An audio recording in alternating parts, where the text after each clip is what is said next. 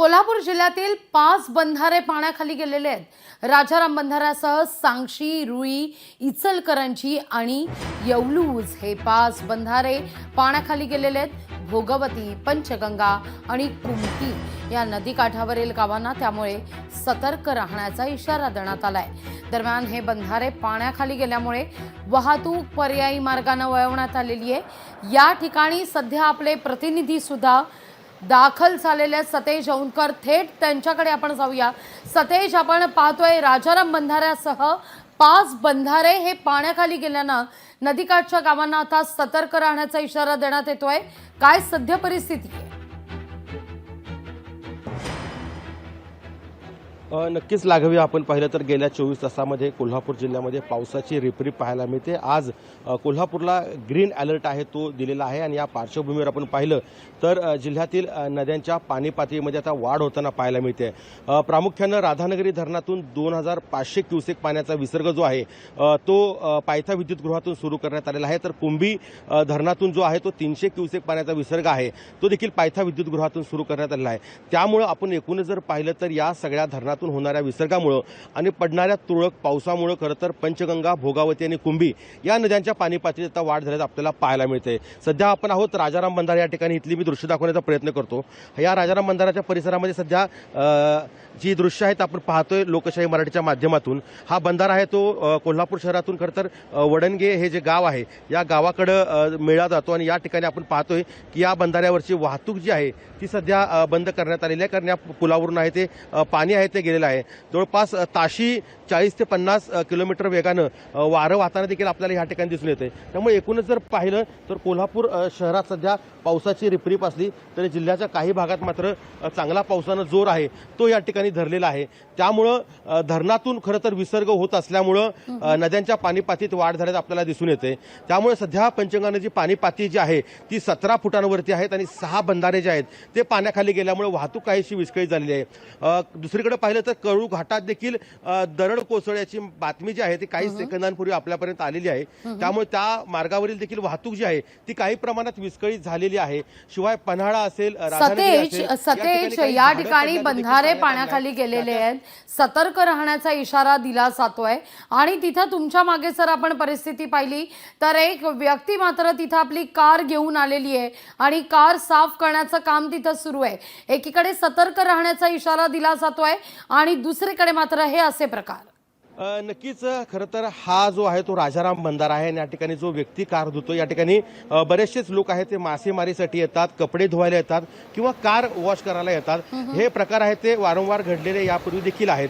मात्र या ठिकाणी जो रस्ता आहे तो बॅरिगेट लावलेले आहेत आपल्याला पाहायला मिळतं। हे या बॅरिगेटच्या पुढे कुणालाही जाता येत नाही, किंबहुना हे स्थानिक नागरिक जे आहेत ते या ठिकाणी गाडी धुताना आपल्याला पाहायला मिळत आहेत। जसं पाण्याची पातळी आहे ती तासागणिक किंवा 2 तासाला 1 इंच 1.5 इंच अशी वाढते, त्यामुळे तसा धोका या ठिकाणी नाही आहे। मात्र हे जे नागरिक आहेत ते या ठिकाणी नेहमीच गाड्या धुण्यासाठी किंवा इथं आपण पाहिलं तर धुणं धुण्यासाठी हे नागरिक आहेत ते या ठिकाणी येत असतात।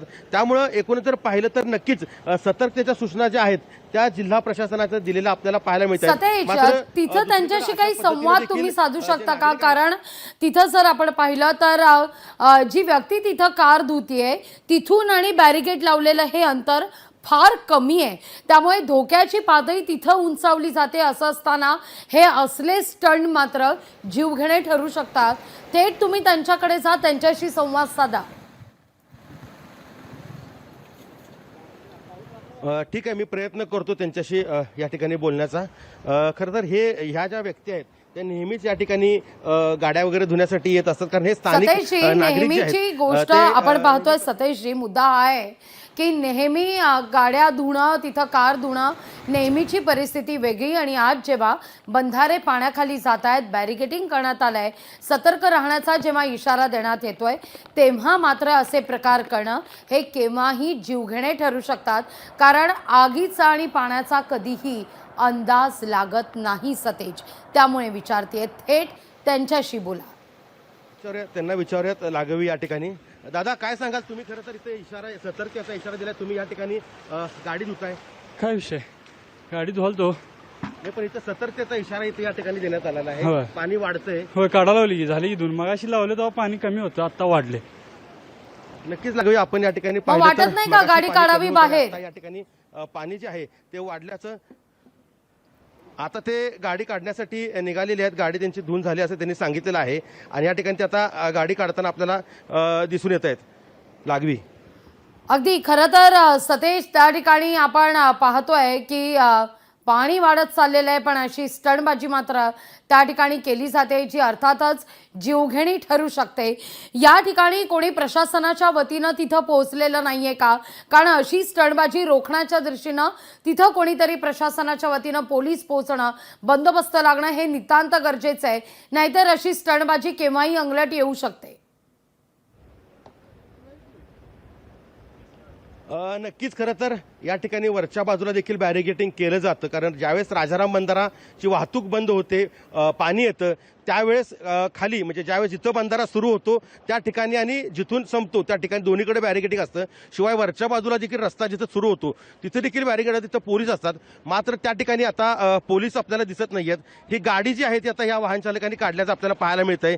खरं तर या ठिकाणी धोकादायक पद्धतीनं वाहन चालक जे आहेत ते गाडी धुताना आपल्याला दिसून आले होते आणि आता त्यांनी या ठिकाणी गाडी काढल्याचं आपल्याला पाहायला मिळतंय. त्यामुळे एकूणच जर पाहिलं तर खूप धोकादायक परिस्थितीमध्ये, शिवाय त्यावेळेस देखील गाडी लावली त्यावेळेस पाणी नव्हतं या ठिकाणी, मात्र आता पाण्याची वाढ झाल्याचं आपल्याला दिसून येते. त्यामुळं धोकादायक पद्धतीनं या ठिकाणी वाहन चालकांनी गाड्या धुवू नयेत किंवा या ठिकाणी जाऊ नये यासाठी खरं प्रशासनाचा एक कर्मचारी असेल, अधिकारी असेल या ठिकाणी असणं गरजेचं आहे. मात्र या ठिकाणी नसल्यामुळे अशा पद्धतीचे धोकादायक पद्धतीचे स्टंट या ठिकाणी होताना आपल्याला दिसून येत आहेत. अगदी अगदी आणि त्याकरता त्या ठिकाणी लवकरात लवकर प्रशासनाचा प्रतिनिधी पोहोचणं हे नितांत गरजेचं आहे. नाहीतर पुन्हा एकदा कुंभमेळ्यासारखी जर या ठिकाणी घटना घडली तर मात्र दोष कोणाला द्यायचा हा मुद्दा उपस्थित होऊ शकतो.